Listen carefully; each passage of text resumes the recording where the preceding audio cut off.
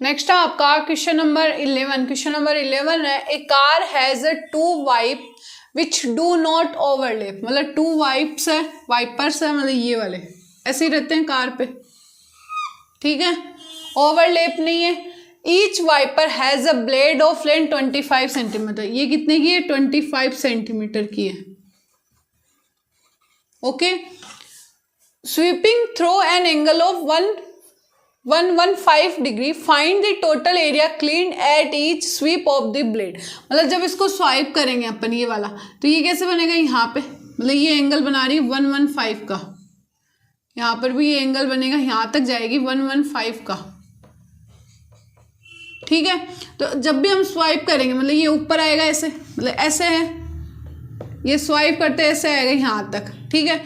ऐसे ही यहाँ पे ये दूसरा वाला स्वाइप करते हैं, मतलब इतना एरिया जो है वो कवर हो रहा है,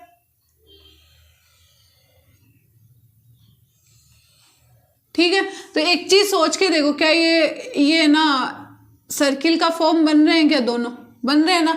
तो मतलब ये क्या हुआ? सेक्टर है ना, ये 25 है, ये भी 25 होगा, ये भी 25 होगा। तो यहाँ पे सेक्टर वाला फॉर्मूला लगा दूंगी। अब ये दोनों क्लीन कर रहे हैं तो 2 इंटू लिख देंगे अपन, टोटल एरिया पूछा है ना इसने, तो यहाँ तक इतना एरिया कवर हो रहा है, तो ये कितना हो गया? 2 इंटू, तो यहाँ पे हम लिखेंगे एरिया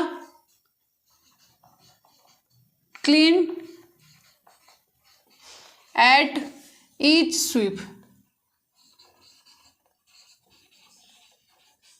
इज इक्वल टू, हम लिख सकते हैं 2 इंटू, ठीक है, theta upon 360 into pi r square, ठीक है।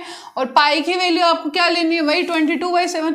तो 2 इंटू थीटा की वैल्यू कितनी? 115 अपॉन 360 है, इंटू पाई की वैल्यू आपके पास 22/7 है, इंटू आर की वैल्यू आपके पास क्या है? 25 इंटू 25 है, ठीक है। यहाँ से अगर मैं 5 का डिवाइड दूँ इसके अंदर, तो 5 का डिवाइड जाएगा कितने टाइम जाएगा? यहाँ पे 30, 35, 7 टाइम्स जाएगा, 10 बचेगा, 10 में कितने टाइम्स? 2 टाइम्स। यहाँ पे अगर 5 का डिवाइड जाएगा कितने टाइम जाएगा? 5 का, और 2 टाइम्स जाएगा, 15 में 3 टाइम्स चला गया, ओके।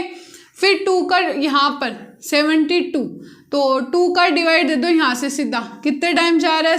7 में जा रहा है आपका 3 टाइम्स, 1 बच गया, 2 में जाएगा 36, ओके। वापिस से जाएगा तो यहाँ पे 2 से गया 11 टाइम्स, यहाँ पे 2 से जाएगा 18 टाइम्स, ये आ रहा है। तो ऊपर देखो क्या बच रहा है? 23 इंटू 11 इंटू 25 को 25 से मल्टीप्लाई करो तो कितना आएगा? 625 आ जाएगा, अपॉन 18 7 जा करोगे तो कितना आएगा? 126 आ जाएगा। अब इन तीनों को मल्टीप्लाई करो, 23 को 11 से करो एक बार, 3 2 3 2, तो 3 5 और 2, ठीक है, 253 आ रहा है। तो ये बन रहा है आपका 253 इंटू 625 अपॉन 126। अब इसको मल्टीप्लाई कर लो यहाँ पे, तो 253 को 625 से मल्टीप्लाई करने पे क्या आंसर आएगा? देखो 5 3 जा 15, 1 कैरी, 5 5 जा 25 और 126, 2 कैरी, 5 2 जा 10 और 2 कितने हो गए? 12, ओके। 3 2 जा 6, 5 2 जा 10, 1 कैरी, 2 2 जा 4 और 1 5, ओके। 6 3 जा 18, 1 कैरी, 6 5 जा 30 और 1 कितने हो गए? 31, 1 3 कैरी, 6 2 जा 12 और 3 कितने हो गए? 15। तो ये आ रहा है 5 12 और 10 और 1 11, 5 1 6 7 और 8, और ये हो गया 5 और 1, ठीक है, ये आ रहा है पूरा।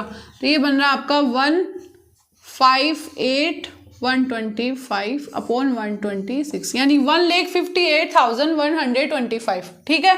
तो ये आ रहा है सेंटीमीटर में ना, हाँ सेंटीमीटर स्क्वायर में, ठीक है। इसका आपका सेंटीमीटर स्क्वायर में क्या आ गया? आंसर आ गया। तो इसी के साथ आपका क्वेश्चन नंबर 11 क्या होता है? आपका क्वेश्चन नंबर 12। क्वेश्चन नंबर 12 है, to warn ships for underwater rocks a lighthouse spread a red colour light over a sector of angle 80 degree to a distance of 16.5 kilometre, find the area of the sea over which the ships are warned. मतलब यहाँ पे इसने क्या बोला कि एक सी है, यहाँ पे ये पावर हाउस है, ठीक है। देखो a lighthouse spread a red colour light over a sector of angle, यानी सेक्टर के फॉर्म में ये क्या कर रहा है, एक स्प्रेड कर रहा है लाइट को। यहाँ पे ये सिप मान लो, ठीक है, ये कितना एंगल बना रही है, 80 डिग्री का एंगल बना रही है, ठीक है, और कितनी डिस्टेंस जा रही है, 16.5 किलोमीटर की डिस्टेंस जा रही है, ठीक है। तो the area of the sea over which the ships are warn, तो हमें एरिया निकालना है, तो सेक्टर का एरिया निकलेगा ये सीधा, ठीक है। तो यहाँ पे हम लिखेंगे area of the sea over the ships can won, क्या हो जाएगा, यानी is equal to area of sector निकालना है एक तरह से। एरिया ऑफ सेक्टर क्या होता है, फॉर्मूला इसका θ/360 इंटू पाई आर स्क्वायर, ठीक है।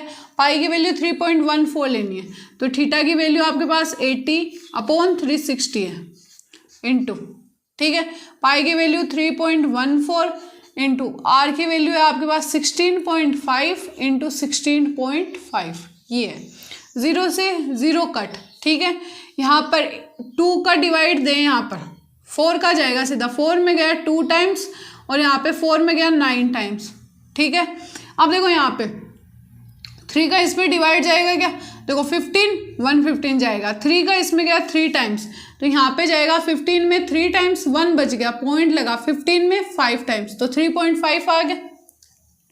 15 में 3 का जाएगा 5 टाइम्स, ओके, 1 बच गया 15, वापिस से 3 से जाएगा इसके अंदर, तो 5.5 आ गया।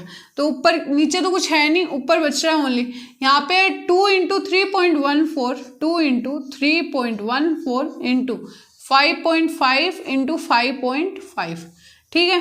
तो इनको जब मल्टीप्लाई करो, 4 2 जा 8 और 2 और 0.32 जा 6 इंटू 5.5 और 5.5 यानी 55 को मल्टीप्लाई करो आपस में, 5 5 जा 25 का 5 2 कैरी, 5 5 जा 25 और 2 कितने हो गए 26 और 27, ऐसे ही आ जाएगा 5 7 और 2, तो 5 12 7 8 9 10 1 2 1 3, ये बन रहा है 3025, कितना आ रहा है 3025, लेकिन पॉइंट यहाँ पे एक एक के बाद, तो ये आ रहा है 30.25 आ रहा है।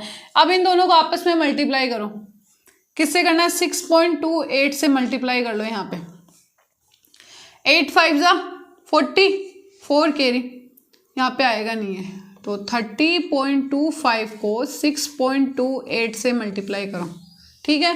तो 8 5 जा 44 कैरी, 8 2 जा 16 और 4 कितने हो गए 22 कैरी, 8 0 हो गया, तो यहाँ पे 2 आ जाएगा, 8 3 जा 24, ओके, 5 2 जा 10 2 2 जा 4 और 1 5 और 0, फिर 2 3 जा 6, फिर 6 5 जा 30, 6 2 जा 12 और 3 कितने हो गए 15, 1 कैरी, तो ये आ गया 1, 6 3 जा 18, 0 0 7 9 और 6 7 8 और 9 8 और 1, अब देखो 1 2 3 4 1 2 3 4 यानी 189, ये आ रहा है मल्टीप्लाई करने पे 189.97, ठीक है। और ये एरिया निकाला है और ये किलोमीटर में है, तो किलोमीटर का स्क्वायर, ये लो, ये बन रहा है। तो यहाँ पर आपका क्वेश्चन नंबर 11 क्या हो गया कंप्लीट, ओनली फॉर्मूले के अंदर वैल्यू पुट करनी थी, बस ये समझना था कि ये सेक्टर है या मेजर सेक्टर है क्या है, ठीक है। तो इसी के साथ आपका क्वेश्चन नंबर 12 क्या होता है कंप्लीट।